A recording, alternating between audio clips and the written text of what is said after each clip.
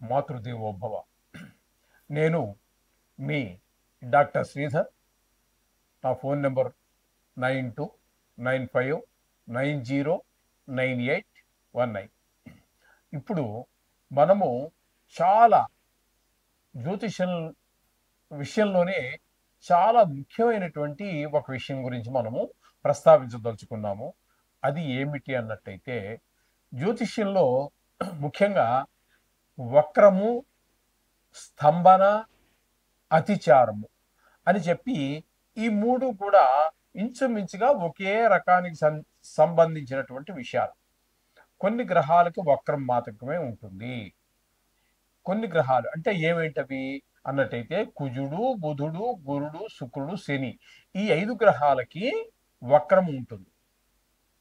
రాహుకేతులు ఎప్పుడు వక్రంలోనే సంచరిస్తూ ఉంటారు కాబట్టి వారికి లేదు. సూర్యచంద్రుడికి ఎప్పుడు ఉండదు. ఈ వక్రం అనేటటువంటిది ఈ 5 గ్రహాలకు సంబంధించినటువంటి విషయం. ఇకపోతే స్తంభన అనేటటువంటిది ఉంటుంది. అది కూడా ఇంచుమించుగా ఇదే కోవకు చెందినటువంటిదే.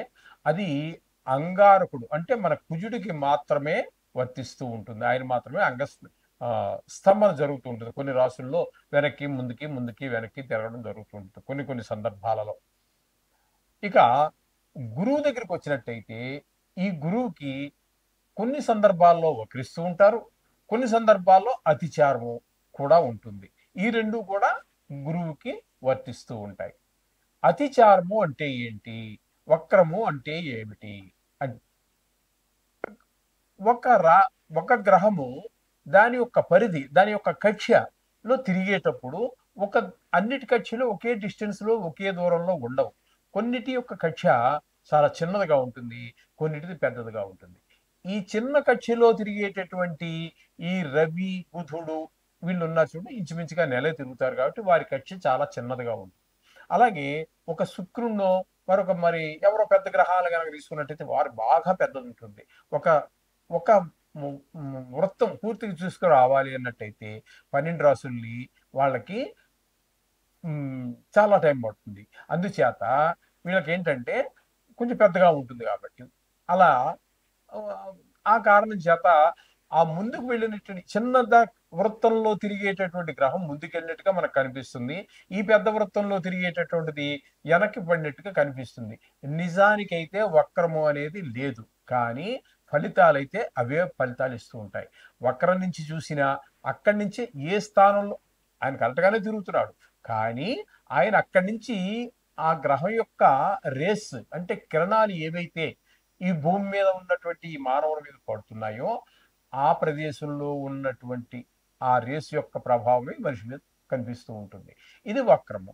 ఇక్కడ అతిచారము అంటే నిజానికి గురువు ఒక రాశిలో 1 సంవత్సర కాలం పాటు ఉండాలి. కొన్ని అలాగే ఉంటారు కూడా. అప్పుడప్పుడు వక్రించడం అనేది మామూలు అనుకోండి. అప్పుడప్పుడు ఈ అతిచారం అంటే ఒక్క రాశిలో సంవత్సర కాలం పాటు ఉండవలసినటువంటి ఆ గ్రహం సంవత్సరము ఉండకుండా ముందుకు వెళ్ళిపోతుంది. మళ్ళీ కొద్ది కాలం తర్వాత మళ్ళీ వెనక్కి వచ్చేస్తుంది. అది వేరే విషయం. ఈ ముందుకు వెళ్ళిపోయేది ఏదైతే ఉన్నదో ఏ రాశి నుంచి ఉండకుండా అక్కడ సంవత్సరం పాటు ఉండకుండా ముందుకు వెళ్ళిందో దాన్ని అతిచారము అంటారు. అంటే చరించడం అంటే తెలుసు కదా, కదలటం. అతిచారం అంటే స్పీడ్గా కదలటం అనే అర్థంలో మనం చెప్పుకోవచ్చు ముందుకి. ఇక్కడ ఇప్పుడు ఈ సంవత్సరంలో ఇప్పుడు మనం చెప్పుకోబోతున్నటువంటి విషయం ఏమిటంటే, గురువు మనకి 18వ తారీఖు అక్టోబర్ నెలలో వరకు ఆయన మిథునంలోనే ఉంటారు. మిథునంలోనే సంవత్సరం కాలం ఉండాలి. కానీ 18 తర్వాత ఏమవుతుందంటే 19వ తారీఖు నుంచి ఆయన అతిచారం వలన కర్కాటక రాశి, మిథున రాశి తర్వాత వచ్చేటటువంటి కర్కాటక రాశిలో ప్రవేశిస్తూ ఉన్నారు. తద్వారా ఫలితాలు ఏమైనా మారుతాయా? మారితే ఎవరికి అనుకూలంగా ఉంటాయి? ఏ రాశుల వారికి, 12 రాశులు కదండి, ఏ రాశుల వారికి అనుకూలమైన ఫలితాలు ఉన్నాయి, ఏ రాశుల వారికి ప్రతికూలమైన ఫలితాలు ఉంటాయి అనేటటువంటిది ఇక్కడ మనం చెప్పుకోబోతున్నాం.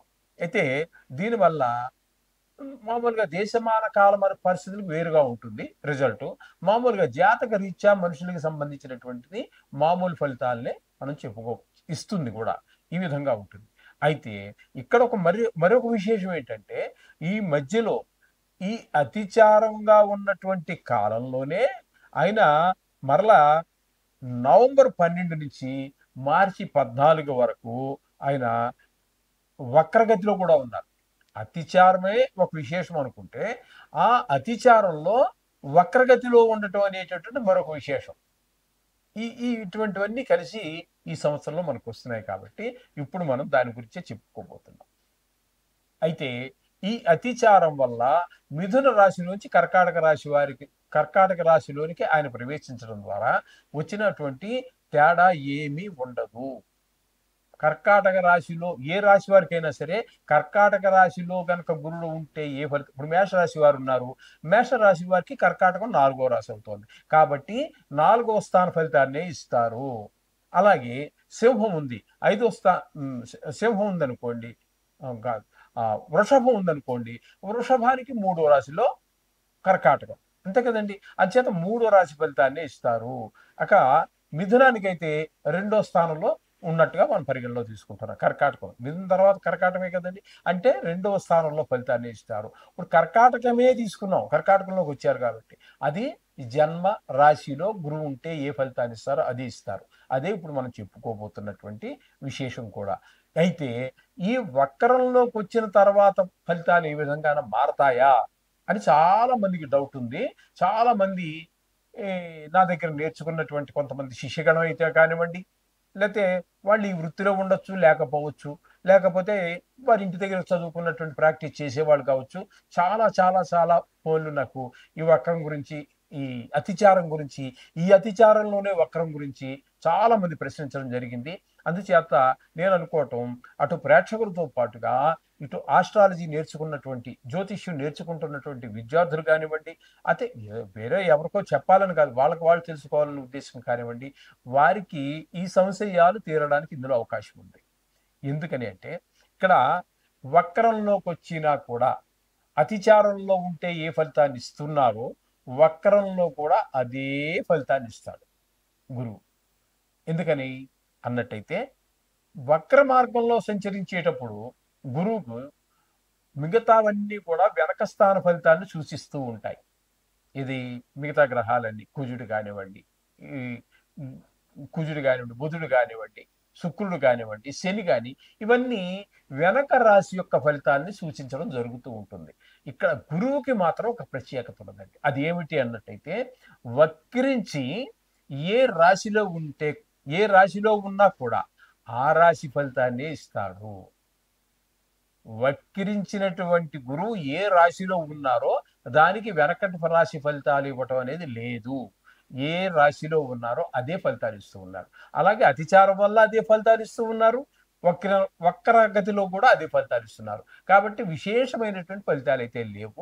కానీ ఇక్కడ మనం చెప్పుకోవలసినటువంటిది ఏంటంటే ఈ గురు సంచారం వల్ల, అంటే అతిచారం వల్ల ఏ గ్రహాలకి ఏ విధమైనటువంటి ఫలితాలు ఇవ్వబోతున్నారు అనేటటువంటిది సశాస్త్రీయమైన పద్ధతిలో, ఇందులో నా కవిత్వం కానీ నా సొంత అభిప్రాయాలు కానీ ఏమి చొప్పించడం జరగదండి.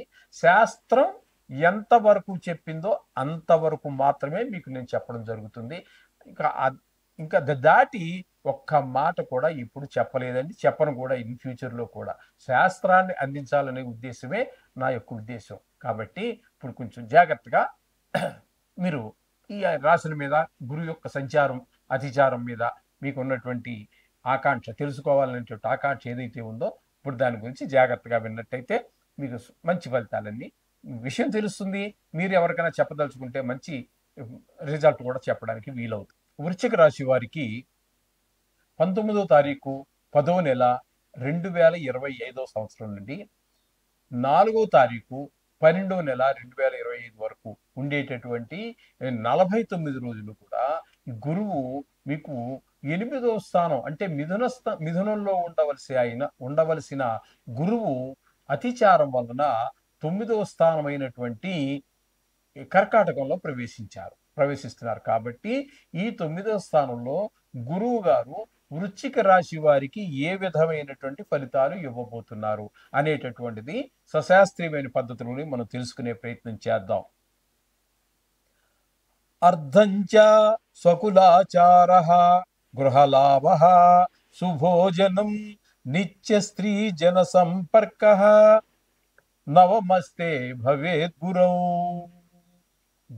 గురువు గారు నవమస్తే తొమ్మిదవ రాశిలో తొమ్మిదవ రాశిలో సంచారం చేస్తున్నట్టయితే అక్కడ మనకు వచ్చేటువంటి ఫలితాలు అర్ధంచ ధనలాభం, స్వకులాచార, మన కుల ఆచారాలు ఏవైతే ఉన్నాయో వాటి మీద మరింత శ్రద్ధ మనం చూపించడం జరుగుతుంది.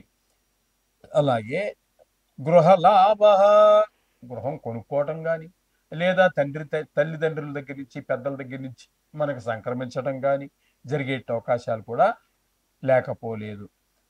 సుభోజనం, మంచి భోజనం, అది కూడా అదృష్టం ఉండాలండి.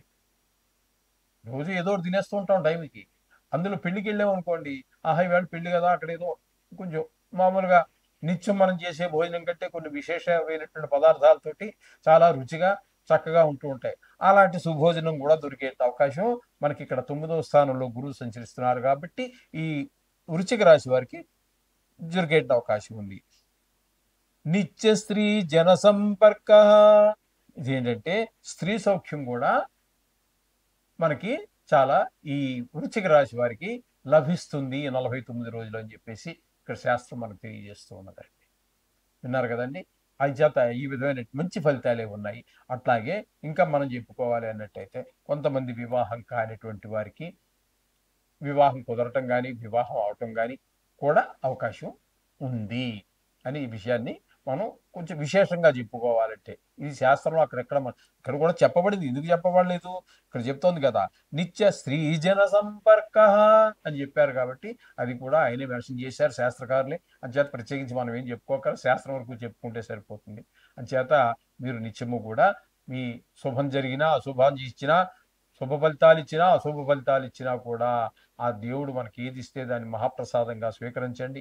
నిత్యం పూజలో ఆయనకు 2 నిమిషాలు 3 నిమిషాలు కేటాయించండి. అంటే ఒక గురువుకని కాదు, ప్రతి నవగ్రహాలకి కూడా అన్ని శుభాలు జరుగుతాయి. శుభం భూయాత్.